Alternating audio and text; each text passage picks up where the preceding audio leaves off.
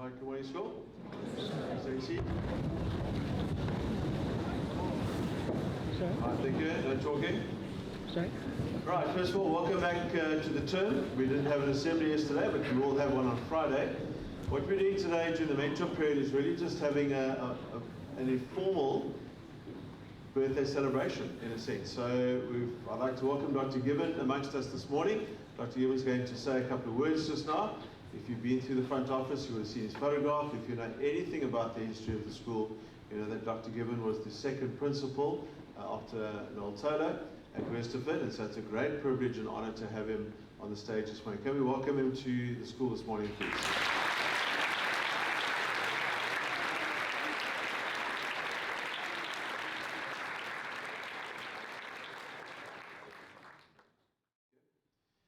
Alright, so Dr. Gibbon was my principal when I was at school, so again it's a double privilege to have him here. So with our time that we have, we've got a short video clip of the unearthing, as it was, of the time capsule that was in the Jubilee wing, in the Dr. Gibbon wing, which is up where the maths department is, so a couple of classes there, and Seminar A and Seminar B.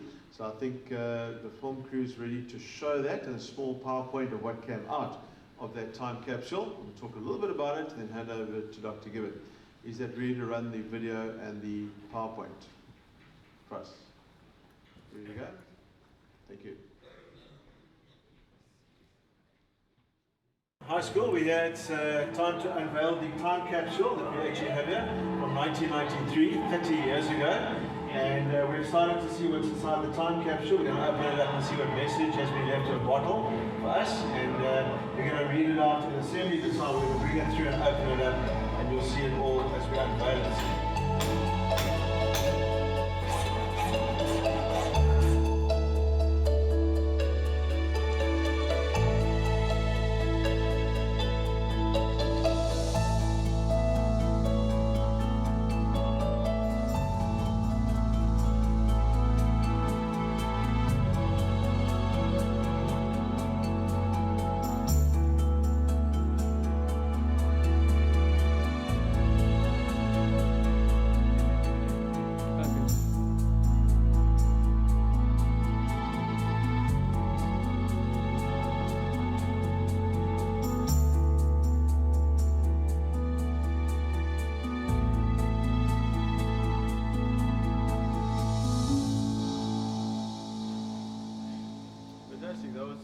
Thank you. That was a very short little clip of what we did. If you'd like to see this, and I'm sure many of you would like to have a look at it, Mrs. Hiscock has got them in the Old Westerfordian office.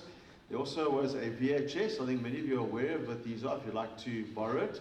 If you've got a VHS player at home, somebody reflecting time at school. Even before that, one of these little cassettes, some of you guys down here will never know what these are. It had music on it, and it played in your car, and very often the tape would come out, and you'd have to wind it up with your finger with a pencil. And that was how they recorded what happened in those days. So again, a bit of history, serious history of our school, and really special to have. Thank you for playing that just now.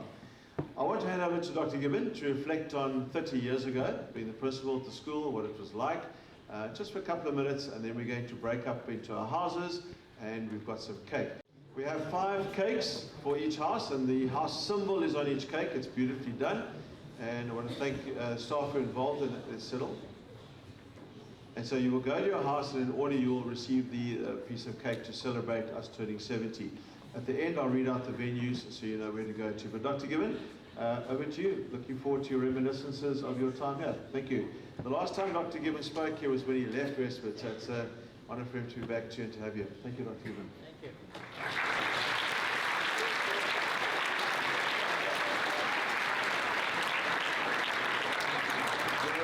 Seen a lot of relics, and here's another relic from a long time ago. I don't know if you know George Bernard Shaw, a great playwright in England, in London. There was a time some years ago when one of his new plays was opening on the West End in London. At that time, Winston Churchill, and I hope you know a bit about old Winston Churchill, he was Prime Minister. But he was having a difficult time. Lots of things were going wrong in England. So they met at a function, and George Bernard Shaw looked at Winston Churchill and he said, "Winston, I have a new play opening up on the West End. I'd love you to be a guest at the opening night. Please come and join us and bring a friend if you have one." And Winston thought for a while, and he looked at George Bernard Shaw and he said, "I'd love to come, but I can't come on the first night. I'll come on the second night if you have one." Well, here's the second night for me. I was last on this platform, speaking from the platform. You've been very gracious over the years inviting me to functions, but speaking on this platform in 1977. It's a huge joy and delight, Mr. Principal and ladies and gentlemen of the staff and young people of Westerford, to be here again. I think the only one who was with me at that stage is that very attractive looking young lady sitting at the back of your hall. Yes, that is she.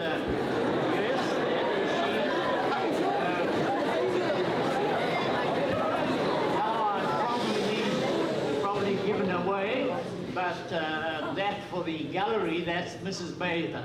She, under a different name, because she was still single, but fell in love here and married our technology teacher.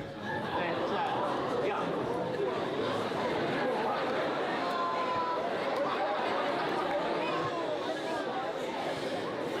It was all above board, I can tell you. In fact, they even thought perhaps before they get married they should go and teach elsewhere, and I begged them to stay, and they did, and he for a long time ran our woodworking technology in this school, and she is still with you, doing, I think, very lovely things. I was here, or I arrived here in 1961 under the founder headmaster, Noel Taylor, as a beginning teacher. Taught here for 10 years as the school was developing further, and then happened to be appointed as a principal at Sea Point, what was then Sea Point Boys High, a so-called one-sex school. Interesting sort of link between Sea Point and Westerford. I went to Sea Point. I was a pupil there in the primary school and the high school, and Noel Taylor was on the staff. So was a gentleman called Ken Beck. And I think if you look in your foyer as you approach the lower door entrance, you will see those names. Noel Taylor ultimately became the headmaster here, and Ken Beck the first vice principal. And then in 1977, having been principal at Sea Point, I came back here after Noel Taylor had died. Those were exciting years. A lot of growth and development, all sorts of things happened. We introduced the event known now as, or known then as, Celebration, and I think you are going to use that event next week, just before the matrics go off and have some fun with their final exams. We developed a testament of honor to record the young people of the school who have stood out in various ways in various areas of school life, and I think that lives in the display cases in your vestibule.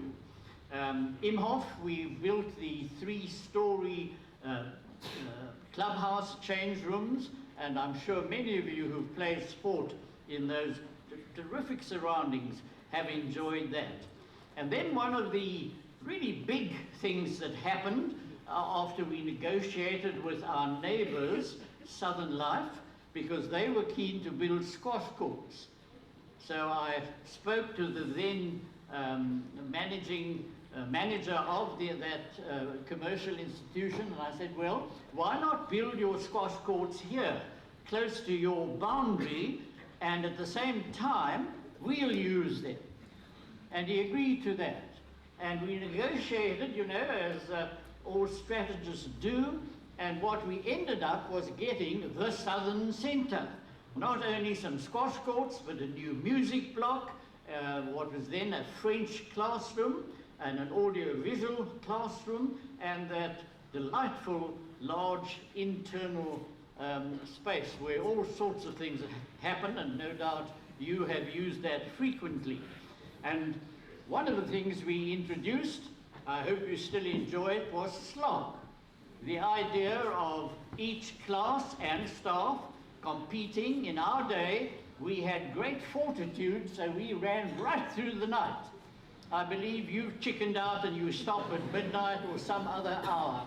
But we hung in there and ran round that field, almost creating a donga in the field before we were done. Those were years of enormous diversity. There was a Christian Union, but we wanted other faiths to be represented. So there was a Muslim society, a Jewish association. I think later on, some more faiths were represented. And in sport, we introduced basketball, indoor hockey, because of course the Southern Centre worked so well for that particular sport. So that was an enormous experience. And then the next thing was that wing to which your principal has just referred, which strangely they called after me. And it was the matrix of that year that came up with this lovely idea: why don't we bury in the building a time capsule? And the matrix got together and they decided what items would go into that time capsule, and there it has been. Fairly recently, some of us, as you would have seen in the slides, were there opening that capsule. Now, an interesting feature, why was that built? You know, there was a time when leadership, and there's strong emphasis on developing leadership in the school, always has been. Leadership was conceived as someone, the leader, out in front of his or her or its people, and sort of dragging them, inspiring them, encouraging them to come in a particular direction towards a particular goal. But you know, in the 80s and 90s, that perception changed, and leadership became not the leader in front of his, her, or its people, but among the people, so that the group worked together, needed leadership for many reasons, but the concept was, let's get into this together. And one of the hallmarks, I think, in my memory of the years, the 80s and the 90s of this school, was the involvement, the participation of staff and of young people. I want you to be reminded of the group that's behind me here. The staff at Westerford have always been the best possible persons we could find for any vacancy that occurred. And I often heard from some aspiring teachers, we're not applying to Westerford because they make you work too hard. And I think it's important, young people, to recognize that your staff, the current staff, some of whom I know, and certainly the majority of the teachers of this school down the years, have worked hard, have committed themselves to young people, so that you as the young people of the school could really fulfill your own potential. And of course, not only is that characteristic of the staff over those years, also of the majority. Not always everybody, for obvious reasons, but the majority of young people like yourselves who moved into what was happening here, took part in the various activities, in service projects, and we try to develop that concept of activities, various activities, sports, and also service elements outside of this school. when we introduced celebration, and I'm not too sure if you still do this, we used to select some matrics, not the leadership, who in those days we called prefects. I know you have new names, but we got the prefects to select two. And in the celebration event, they came up on stage and they talked about their career here at Westerford, what had struck them. And in one particular year, they chose a fellow, first named Dylan, we'll go no further, and when he spoke here, Dylan said, you know, when I was, he said in Standard 8, that's your grade 10, and I sat there at celebration, these two matrics were talking about how involved they'd been and what they'd got out of their involvement in school life and activity. And Dylan said, as he spoke to us at his matric level in celebration, he said, you know, I never approached school like that. School was just a place you had to go, and perhaps didn't like too much. So I decided in grade 10 I was going to get involved. And you know, to his credit, he took over the lighting team in his senior years, obviously with fellow pupils. He became involved in a variety of activities. I'm very happy to tell you that in his subsequent career, he became a teacher. And he spoke, telling this story about his Westerford experience at his celebration. And he ended with these words. I wrote them down then, and I still keep them in a special box of memories about Westerford life. He said, speaking to pupils and staff who were here, he said, please take good care of Westerford, for she is much more than just a school. She's a way of life. And I want you guys to reflect on that concept, that this is a way of life. You guys, most of you I hope, have moved through in 5 years, perhaps some in 6. But nevertheless, you got there. You're almost going to leave the gallery, and I assume the not 9s, the 11s, grade 11s, you're going to be promoted to higher places. But you have lived through this way of life. I hope you have absorbed many of the good things. I'm sure you made many mistakes, but so many excellent things that will mark you as you move across this earth, and you've got Westford pupils all over the place doing all sorts of things. And I want you to remember, as I close at last, I want you to remember particularly that each of you is unique. The Creator made no carbon copies. You are unique. You're the only one of you. And that gives rise to a consequence. There's certain things that only you can do in your family, in your activities, in your professional living, in your friendships, in whatever relationships you're involved. And you need to be doing those things.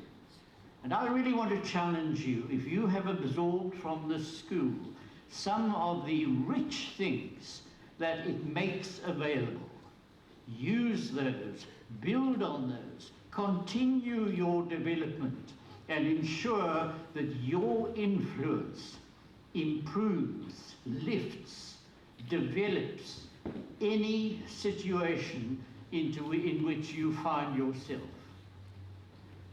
Some of you will say, and just this final thought, some of you will say, you know, but who am I? I haven't got much. There's some who are so much better than I. Yes, that's true, I guess. But you have something. And you know, you can draw from outside of yourself inspiration and encouragement in what you do. And I'd like to challenge you to find resources. For many sitting here, for myself, these come through faith. Mine happens to be the Christian faith, which has enabled me, capacitated me to do what I've been able to do down the years. There are other faiths, the Muslim faith, the Hindu faith, the Jewish faith. Some of you may be agnostics or atheists. I hope that you can seek somewhere in those life views the resources to give you the energy, the strength, the inspiration, the encouragement to move forward positively. And so my best wishes to each of you, the newcomers, as you have enjoyed your first year here. I hope the years ahead of you will be splendid, absolutely superb years. And for you guys, as you set forth into the world, all the very best. Christopher Wren, I'm not sure if you know this man's name, an Englishman, Sir Christopher Wren. He was an architect, a mathematician, and he designed many, many magnificent buildings. If ever you go find yourself in London, do be sure to visit St. Paul's Cathedral. He designed that. And his story is quite fascinating. It tells of how, while they were building that particular current building, that was about the fourth version of that particular church that he designed, he had the habit of walking down to the building site. And one day, he walked around and he spoke to one workman. He said, my fellow, what are you doing? And he looked at him a little surprisingly and he said, I'm chipping a block of stone. He said, oh, good. Well done. Keep going. Moved it elsewhere on the site. He spoke to another man and he said, what are you doing? And this person said to him, I'm earning my day's wage. He said, oh, that's important. Keep going. And then he found a third person and he put the same question. And that person responded, not knowing who had asked the question, I'm helping Sir Christopher Wren to build a magnificent cathedral. Go out, Westerfordians, build your magnificent cathedrals. Thanks so much.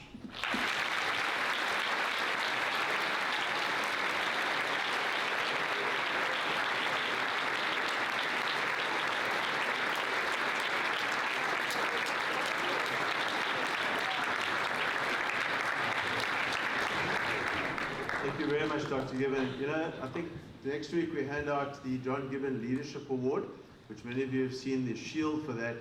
But we've been privileged to hear you speak today. Many people in between have just seen the name, never sort of maybe not known who you were, but you've always supported us.